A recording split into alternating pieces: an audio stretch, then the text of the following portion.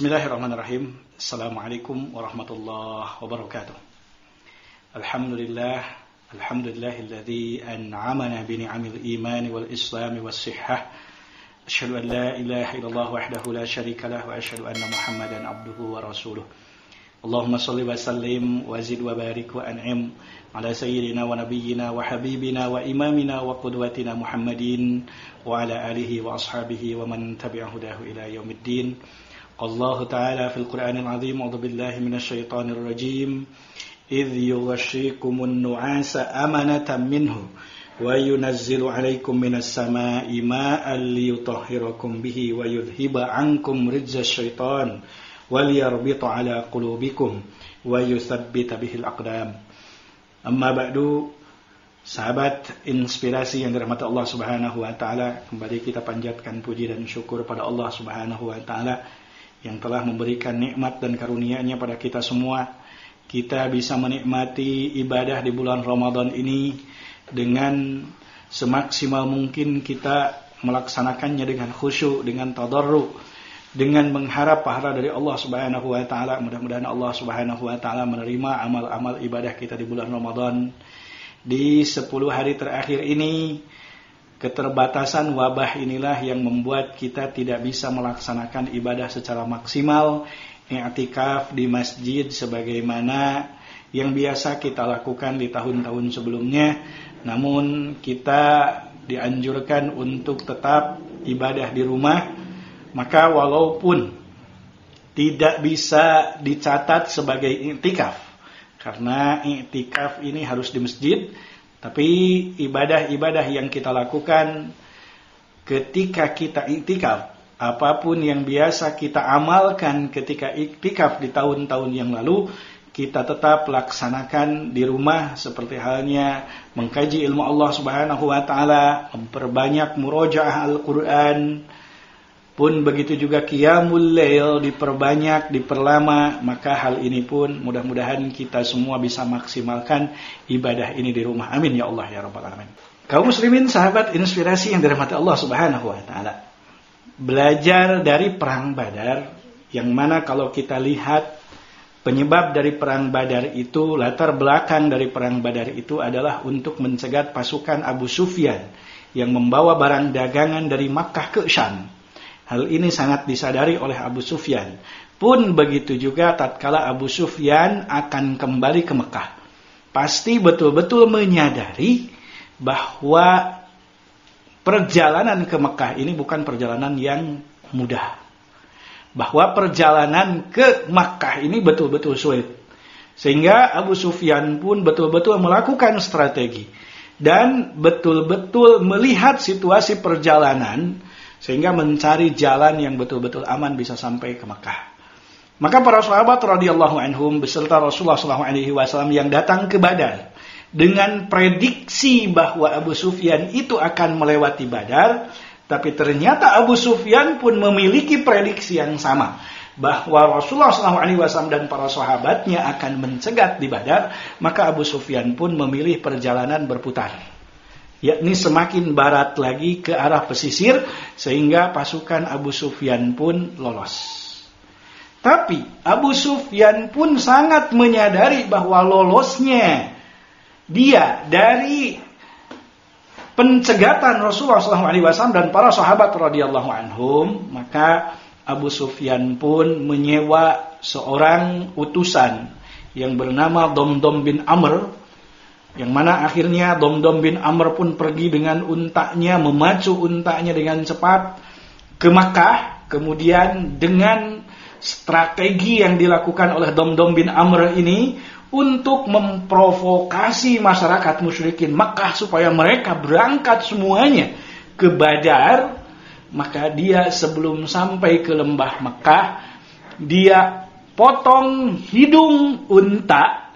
Kemudian darahnya dicecerkan ke bajunya, kemudian bajunya dirobek-robek sambil mengatakan al-Ghaus, al-Ghaus.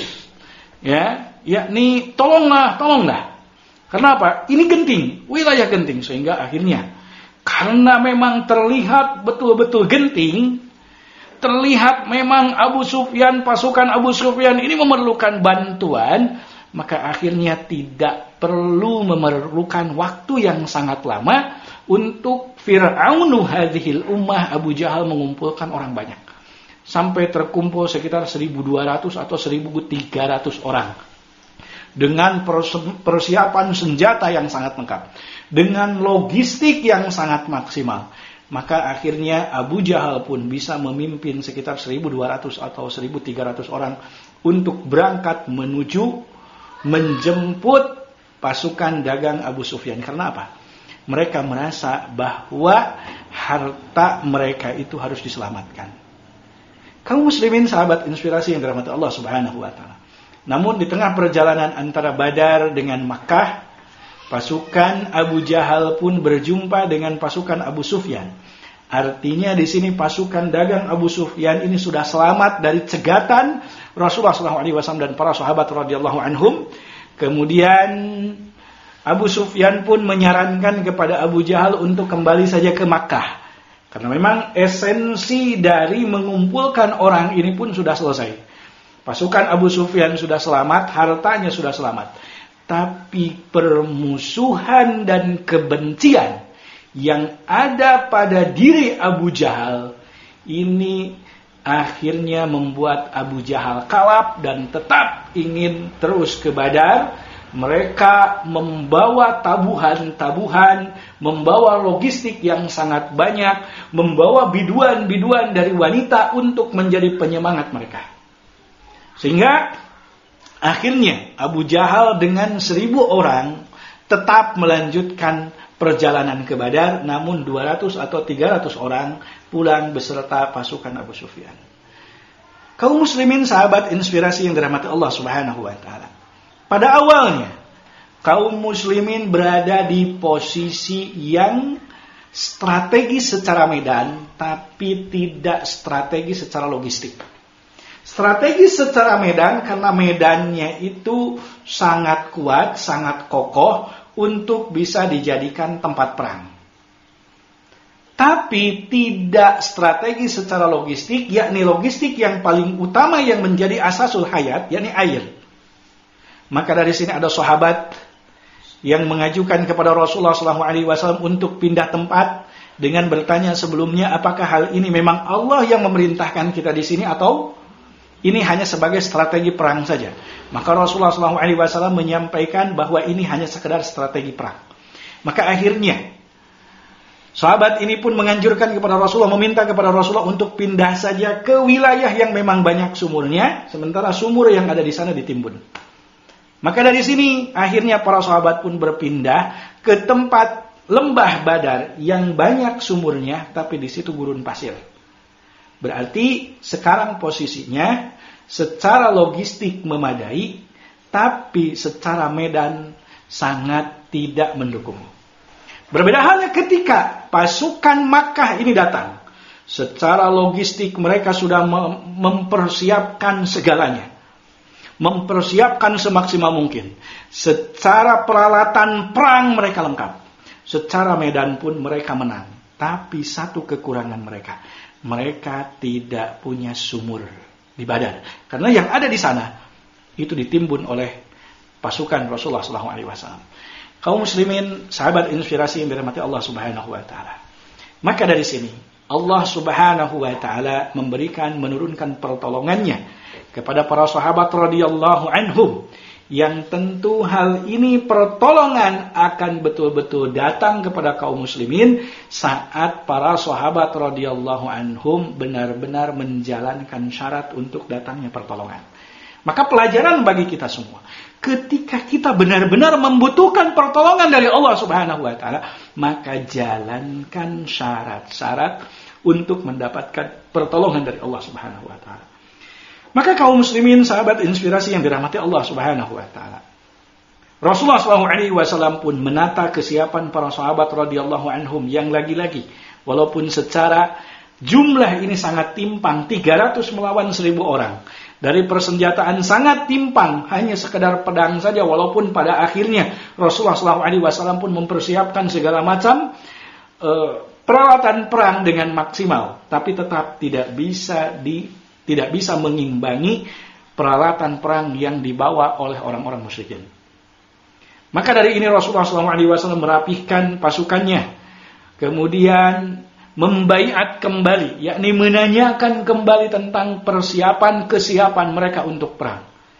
Dari sinilah para sahabat radhiyallahu anhum dari kalangan muhajirin dan kalangan ansor, mereka menunjukkan loyalitasnya kepada Rasulullah SAW yang sangat luar biasa.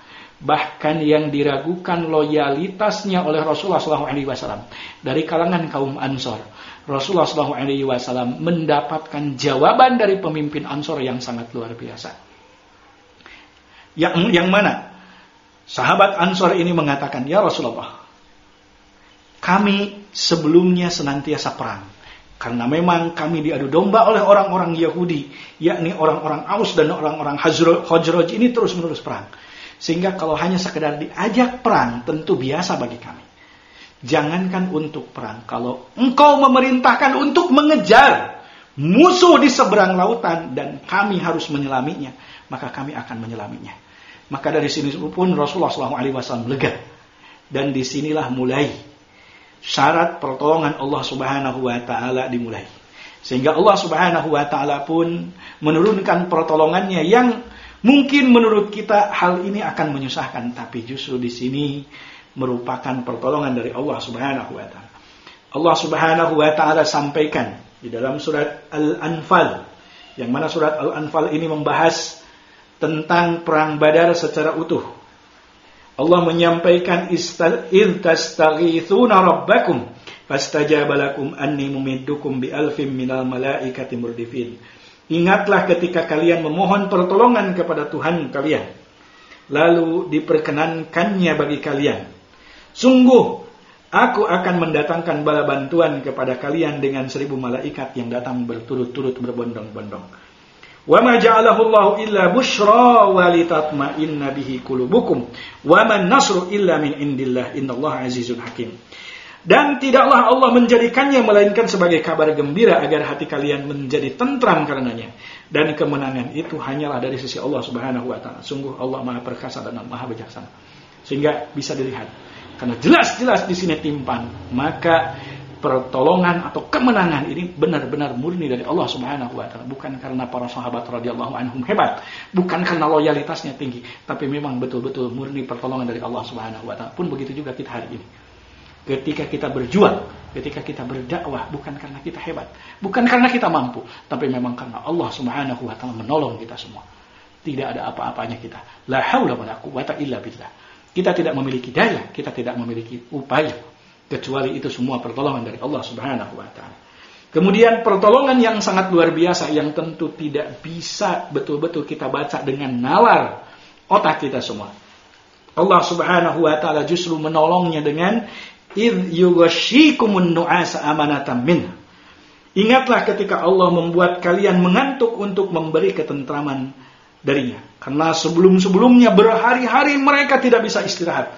Karena harus ribat, karena gentingnya keadaan. Tapi di sini Allah Subhanahu wa Ta'ala justru menolongnya dengan memberikan rasa ngantuk. Sehingga dengan ngantuk itu akhirnya mereka pun tidur dan memiliki stamina yang sangat fit ketika bangun dari tidur. Sampai-sampai bahkan sahabat yang ditugaskan untuk ribat sering terjatuh pedangnya dan akhirnya pun malah tidur nyenyak dengan senyenyak-nyenyaknya. Kemudian Allah Subhanahu wa Ta'ala pun wa yunazzilu 'alaikum minas sama' liyutahhirakum bih wa yudhhiba 'ankum rijzas syaitan. Dan Allah menurunkan air hujan dari langit kepadamu untuk menyucikan kamu dengan hujan dan menghilangkan gangguan-gangguan setan dari dirimu. Karena berhari-hari mereka sibuk dengan gentingnya peperangan, persiapan untuk perang, sehingga mungkin dari mereka banyak yang sampai lupa untuk mandi, banyak yang sampai lupa untuk bersuci. Karena gentingnya, maka dari sini pun Allah turunkan hujan untuk menyucikan diri mereka. Dan untuk menyucikan keraguan-raguan dari setan itu sendiri. Karena setan ini tercipta dari api, maka api padamnya dengan air. Kemudian, waliyarbita ala qulubikum. Dan untuk menguatkan hatimu. Untuk mengokohkan kembali hati. Karena Allah Subhanahu wa Ta'ala di situ sedang menurunkan pertolongan, wa yutsabbita bihil aqdam, serta memperteguh telapak kakimu, yakni teguh pendirian. Karena tadi pasukan Rasulullah SAW sangat strategis di wilayah logistik karena memiliki air, tapi tidak strategis di medan karena gurun pasir. Tapi ternyata ketika Allah turunkan hujan, pasir yang gurun pasir ini justru menjadi kokoh, sehingga langkah kaki pun menjadi kokoh. Seperti halnya kita berjalan di pantai. Maka ketika kita berjalan di pantai yang ada airnya, itu akan terasa kokoh kaki kita. Tapi kita berjalan di pantai yang pasirnya kering, tidak ada airnya, maka kita akan merasakan sulit untuk berjalan. Mudah-mudahan sepenggal dari kisah Badar ini bermanfaat untuk kita semua. Amin ya Allah ya Rabbal Alamin. Mohon maaf atas segala kekurangan. Aqulu qouli hadza wa astaghfirullah li wa lakum. Wassalamualaikum warahmatullahi wabarakatuh. Program ini didukung oleh Tawaf Jawa Barat. Kreasi berbagi tiada henti.